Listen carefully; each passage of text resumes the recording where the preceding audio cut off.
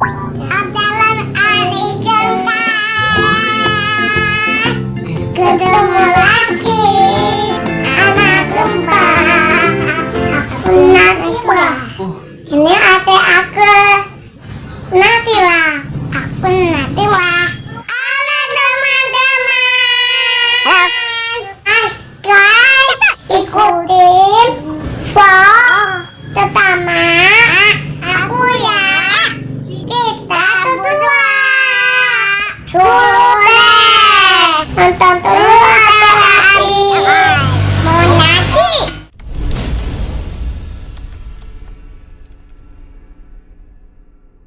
Atau sesudahnya diiringi dengan pembacaan Yasin. Kan ada orang yang sebelum mati itu lagi dimandiin. Pada waktu mandiin, apa yang dianjurkan Nabi Muhammad SAW? Bacakan surah Ar-Rahman. Mandi Ar-Rahman. Setelah baca Ar-Rahman, setelah itu baca Yasin. Kalau dibacain Yasin, dia dapat bacain Yasin. Satu kali Yasin dia baca, 3.777 malaikat turun ke bumi menyolatkannya. Bayangkan sih, kalau orang mati sesudah atau sebelum dikapanin, sebelum dikuburkan, dibacain Yasin. Pada waktu sholatnya itu didatangin sama malaikat kurang lebih 3.777 orang. Itu ada dalam kitab dijelaskan. Jadi kalau malaikat kumpul 3.000-an lebih doa, apakah dimakbulin Allah tuh? Oh, boleh. Walaupun dia cuma 4-5 orang sholatnya, wujudnya, tapi di belakangnya para malaikat. Maka jangan remehkan Yasin. Jadi kan Yasin itu sebagai bacaan yang diwiridkan oleh kita setiap hari. Jadi gitu. Ya. Nah, jadi itu biar paham itu orang kalau meninggal apa yang wajib dilaksanakan oleh kita anaknya. Pertama kali mandiin. Nah pada waktu mandiin bacain surat Ar-Rahman. Setelah baca Ar-Rahman udah bersih, naikin.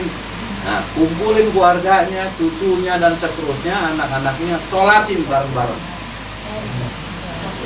Kalau udah bersih, jangan diberikan kesempatan orang lain banyak berbuat sama jenazah ibu, bapaknya atau anaknya dan yang berkaitan dengan sholatul jenazah ini. Maka kata Nabi, sholat jenazah itu jadi satu keharusan yang harus dilakukan oleh anaknya, bukan oleh anaknya. Cek itu anaknya harus bisa baca. Al-mu'minu yamutu bi aratil jabain. Rawahu salasah wa sahahu Ibnu Hanan. Dan seorang mukmin itu kata Nabi Muhammad SAW mati bi aratil jabin. Bi aratil jabin. Malam kata Nabi orang yang baca Yasin pada waktu malam, paginya itu semua urusan dunia akhiratnya diangkat. Kemudian dimudahkan, rezekinya dipanjangkan. Kalaupun matinya dalam kondisi husnul khotimah. Iya, di Sulaisa malam. Kalau subuh apa teh? Nggak apa-apa. Setiap hari nggak apa-apa. Dengar ini. Kalau habis asar di setiap hari Jumat di waktu asar itu sempatkan waktu untuk ngaji, untuk minta di situ waktunya, dan itu akan dikabulkan Allah. Habis asar hari Jumat. Jadi asar diantarkan nih hari Jumat nih, sekarang nih. Niatin habis asar itu 1 jam aja minta apa yang menjadi bagian hajat keinginan kita. Aisyah radhiyallahu an diajarkan oleh Nabi jangan meninggalkan setiap Jumat itu. Asar ya. Asar. Jadi minta betul. Yang dagangnya susah, yang ininya susah. Ru'yat diri dengan baca Yasin, keluarin air. Iya, minum sendiri. Kemudian sebagian dibuat mandi, sebagian borein. Oh, buat mandi nggak apa-apa, Pak? Iya, bacain Rotibul Haddad, Ya, itu begitu. Allahumma sholli wa sallim ala sayyidina Muhammadin karimil abai wal ummahat. Biar pasti kan apa ya? Iya, 10 kali. Kalau jalan gitu di mobil atau apa, baca selawat aja, Allahumma sholli ala Muhammad wa ala ali Muhammad, zikir aja gitu aja. Allahumma sholli ala Muhammad wa ala ali Muhammad, Allahumma sholli ala Muhammad wa ala. Begitu aja. Niatin aja.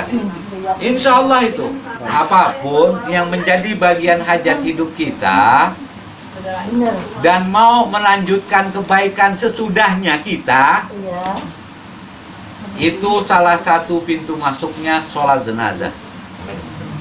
Awalu ma yuhasabu bihil abdu yaumal qiyamati as-sholatu. Orang mati pertama kali yang ditanyakan dan ditinggalkan itu adalah persoalan sholatnya. Sholat itu paling penting.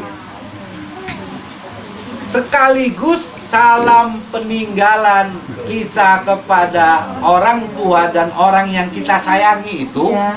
terjadinya itu pada sholat jenazah.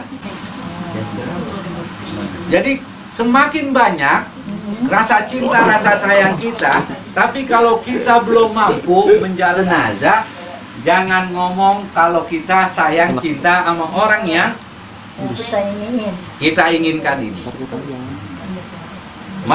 Maka berapa banyak orang yang menganggap atau melihat bahwa keluarganya nggak bisa datang, ditungguin sampai keluarganya datang. Oh.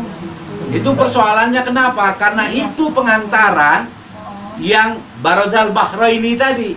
Samping tembok ini alam barzah, alam kematian. Kita itu udah diri di situ. Tinggal masuk. Kalimat memasuknya itu dengan sholat jenazah.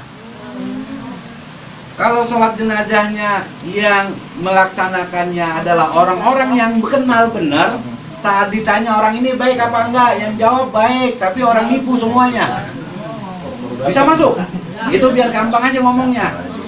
Oh, jelasin ini nggak nyambung. Sampai suara habis-habis. Yang bisa kuncinya biar buka pintunya itu, nah kalimat syahidu annaha min ahlul khair. Khair. Sekarang kalau ngomongin nggak nipu kan masuk dia. Tapi kalau yang ngomongin nipu, Nggak masuk. oh iya nggak.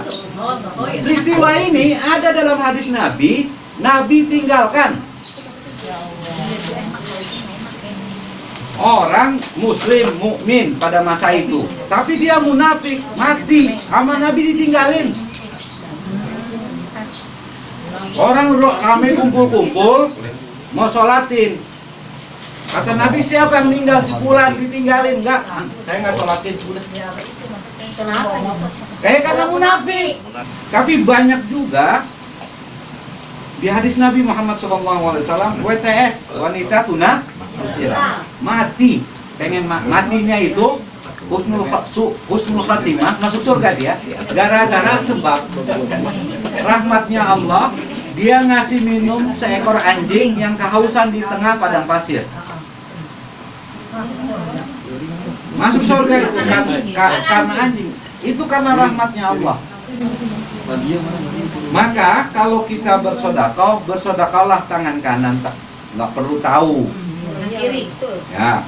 Kemudian kalau kita beribadahlah jangan hitung-hitung dengan Tuhan, minta ngarepin Dikasih rezeki. dikasih pahala dan seterusnya. Jangan dihitung-hitung nih.